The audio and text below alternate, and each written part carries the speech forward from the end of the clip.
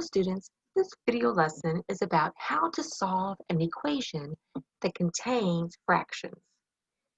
This particular equation has 4 terms, and several of the terms are fractional terms. Whenever I have an equation that contains fractions, more than one fraction, I like to eliminate the fractions by determining the common denominator of all the fractions and then multiplying each term by that common denominator.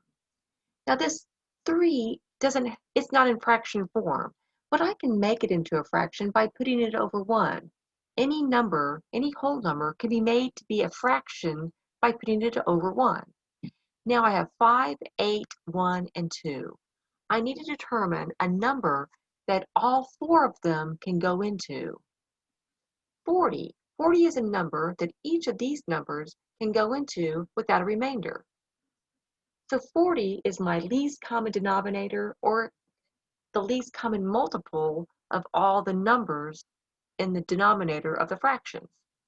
Now if I multiply my left-hand side by 40, and my right-hand side by 40, I still have an equal,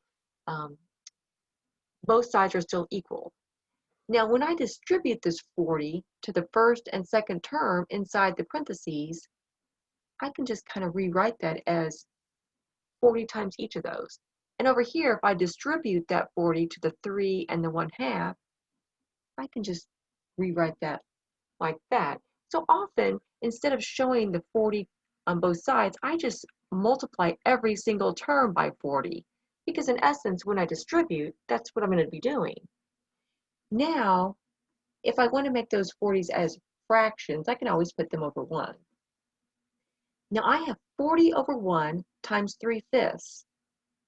5 can go into 40 8 times.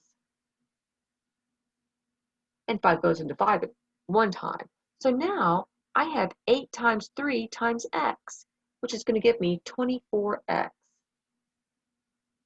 I don't need to put that over 1 because 24 over 1 is just 24. Now I go on to my next term. 40 is divisible by 8. 8 goes into 8 1 time, 8 goes into 40 5 times.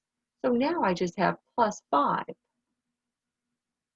Now on my right-hand side, 1 can go into 40 1 time, so that doesn't really reduce at all. So I have 3 times 40, which is going to give me 120.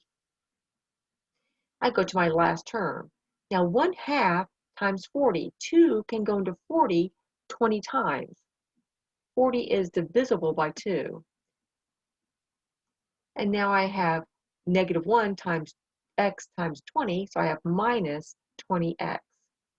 I've gotten rid of my fractions. And now it's in a more manageable form. I want to move all my x terms to the left and all my constant terms to the right, or number terms. So I want to move this -20x to the other side. I'm going to have to add the opposite. When you're moving an entire term, you've got to add the opposite. But if I add it to the right, I've got to have to add it to the left. So now I have 44x plus 5 equals 120.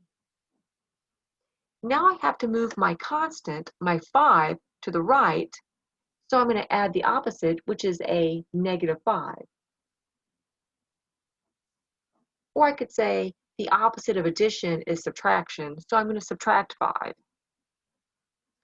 So that's gone. Positive 5 minus 5 is 0. It's simply gone. I don't have to record that. 0 plus anything is just itself. But over on the right, 120 minus 5 is going to be 115.